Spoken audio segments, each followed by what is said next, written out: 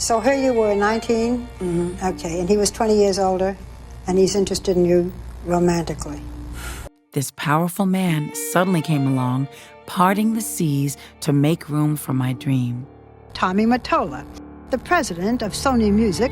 Is it true that Tommy Mottola was the first man that you went to bed with? Mm-hmm. Yeah? He's great. I mean, he's like the best person in the world. He believed in me. He made you. When Mariah married Tommy, her dream came true. But there was a catch. Mariah, do you know that it has been written that you were hostage in that house? Did you feel that? True or not, did you feel it? Obviously you did. I have a record coming out. In the beginning, Tommy shielded me from all the people who wanted to use me. That meant Tommy also protected me from my own family. Before meeting Tommy, Mariah was a teenager who had learned that singing could make her pain go away. Music has always been my saving grace. It's always been what has made me feel special. But that all changed when her big sister suddenly became interested in her. She took me to a place that made my eyebrows beautiful. She took me shopping for my first bra. We were trying to be sisters, or so I thought. She was a prostitute. Mariah's sister dropped her off at an older man's house, a man Mariah had never met. When we arrived, my sister handed me a little chalky ice blue pill. "Here, take this," she said. You said, I learned many things that little ones shouldn't know. Within minutes, I was in a heavy, scary darkness, pushed down into a place beneath sleep, and I couldn't pull myself out. I don't know how long I was knocked out. I don't know why my sister drugged me.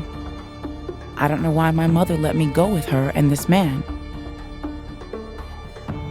Mariah seemed destined to become like her family. But one day, she got a chance to get away from them.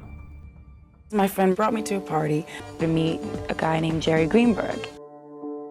These guys were all looking at me. I didn't really understand why. I was just this little teenage girl. I had borrowed her clothes. And then she walks over and she goes, "This is my friend Mariah. You know, she writes all her own songs. She's this, she's that, da-da-da-da." Goes to hand Jerry the tape, and Tommy Mottola grabbed it out of his hand.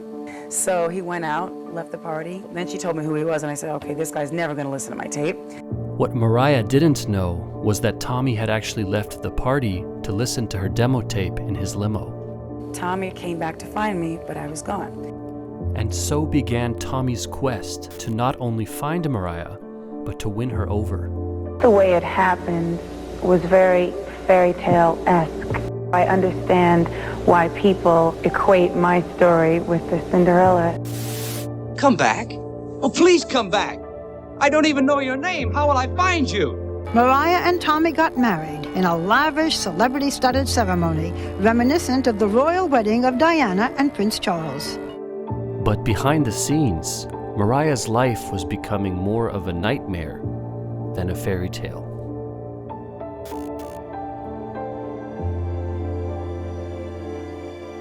Tommy's energy was intense, more than overbearing. His presence felt dense and oppressive.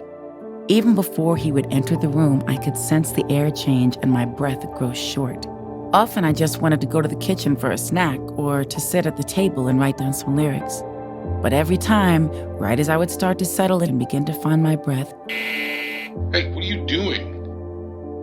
Every move I made, everywhere I went, I was monitored minute by minute, day after day, year after year. So tell us about the night Jermaine Dupri and Debrat came over. We were all basically like kids that just wanted to make music, and Debrat and I escaped from the big house together. I was like, yeah, let's go for a ride, because it was normal for most people to just leave their house and go literally 5 minutes down the street to get French fries. This is not an everyday occurrence for me. And so The phone didn't stop ringing the entire time. At first, we thought it was funny. And then Jermaine kept calling, and Jermaine was like, yo, you guys gotta get back here. Like, this is real. Like, you don't understand, Brad. There are security guys with guns, and they're loading up, and they're coming to find you. At the end of the day, she did say, this is not okay. Like, you're Mariah Carey. I thought you could do whatever you want. Like, why you can't with this? Like, you can't be in this relationship. I never thought I would be strong enough to leave Tommy. I truly believed that I was not worthy of both happiness and success. One evening, I was working with two men I had a significant creative and professional relationship with. The atmosphere was anything but warm. He began an awkward rant about our fabulous estate, which I half financed, and how, in spite of it all, I wanted to leave him. I was sitting still, looking down at the table when Tommy walked over and picked up the knife from the place setting in front of me. He pressed the flat side of it against my right cheek.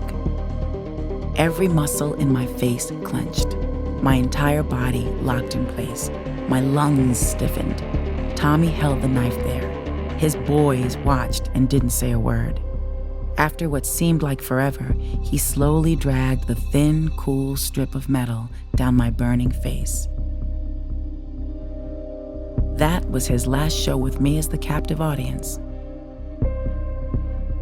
So 4 years after the storybook wedding, Mariah left Tommy Mottola. You shouldn't go through your life always in fear of the next argument or the next issue or the next problem. Mariah reconnected with her family, hoping to build a healthy relationship with them. The sister is HIV positive, the sister who abused drugs. You help to take care of her, you support your mother. Buying my mom a house was one of the best things I ever experienced in my life. As Mariah doubled efforts to continue her dream without Tommy, the world witnessed a new side of her. The effects of the stress, the demands, and the criticism were starting to show. We're all just living in the moment of being positive, and there's like people called haters. No, Cindy, one more thing. And we give them positivity. Please forgive me because I'm a little bit, The headline, and it said, Mariah Meltdown. Love a headline. I'm too fatigued. I'm overly tired. I can't do it as a human being. And nobody was hearing those last two words, human being. I just want you to know that I'm trying to understand things in life right now. And so I really don't feel that I should be doing music right now. I just can't trust anybody anymore right now because I don't understand what's going on. As Mariah hit rock bottom, she went to the only person who could help. You'd gone to your mother's house. You hadn't slept in 6 days. I was an exhausted refugee, and I thought that refuge was exactly what I had found. I collapsed onto the cozy bed, surrendering to its softness. Everything quickly turned to a long-awaited dark, and I sank down into it. Finally, peace. "Mariah, what are you doing? They're looking for you." A booming, dramatic voice violently pulled me out of the pool of quiet in which I had been floating. She was waking me up to tell me that the record label was looking for me to get back to work. I shouted. No one, and especially not my mother, had ever seen me in such a rage. All the fear and fury I had bottled inside myself was now directed at my mother. There was a power shift that was immediate. It was immediate, and she was in charge, and rather than say, I'm here, I'm taking care of my daughter, she's tired, it was like, oh no, because you defied me, this is what's going to happen. Your mother calls the police in a house that you have paid for. You're Mariah Carey, and the police come in and... Mariah was placed in a detox facility and administered hard narcotics. The drugs blocked me from whatever energy and will to fight I had in reserve. They made me sluggish, puffy, and compliant. Mariah had lost control over everything. One morning, I was in my room feeling drowsy when an attendant came and brought me into the common area. It was crowded with staff and patients, and all were staring up at the large television in silence. I was frozen, eyes locked on the horror unfolding before me when someone from the staff tapped me on my shoulder. I was free to go. All your life, as a very little girl, you wanted to sing and be a star. Now you sing and you're a star. What's the ultimate ambition? To find happiness. Because I'm still looking for that, and I don't like to say that because I don't want to seem ungrateful. I know what I have, but still inside, I don't feel like there's anyone who I can trust completely. One of the definitions of insanity is doing the same things over and over and expecting different results. My version of insanity was allowing the same thing to be done to me, over and over by the same people. I neglected myself as a human being. At a certain point, I said, you know what?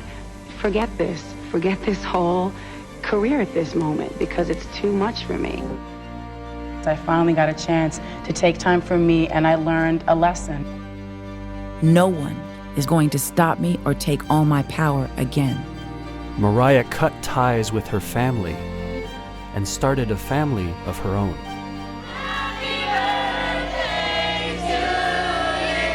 I'm so grateful to have overcome so many obstacles. I am not Cinderella. My life has not been a fairy tale. Forget the image, forget the ensembles, forget the rumors. As a person, I am genuinely happy. And finally free to be who I really am. Thank you.